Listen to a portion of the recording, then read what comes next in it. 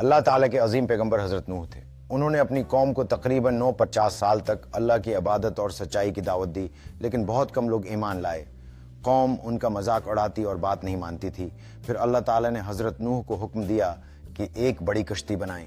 انہوں نے اللہ کے حکم سے کشتی تیار کی اور ایمان والوں کو اس میں سوار کر لیا۔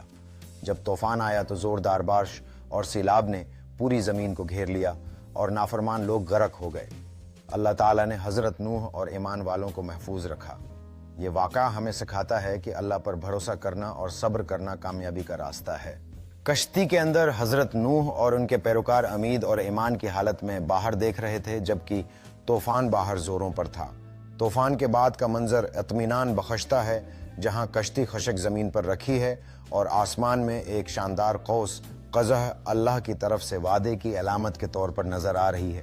یہ واقعہ ہمیں یہ یاد دلاتا ہے کہ صبر اور ایمان ہر چیلنج کا سامنا کرنے کی طاقت دیتا ہے۔ حضرت نوح نے کشتی سے باہر آتے ہی جانوروں کو ایک نئے عالم کی طرف چلنے کی ہدایت کی۔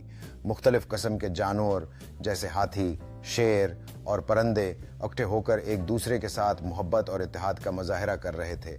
یہ منظر نئی شروعات کی امید دلاتا ہے، جہاں حضرت نوح اپنے مخلص پیروکاروں کے ساتھ ایک بہتر مستقبل کی طرف بڑھ رہے تھے۔ جانوروں نے کشتی سے باہر آ کر پھولوں سے بھری ایک خوشنما جگہ پر کھیلنا شروع کر دیا۔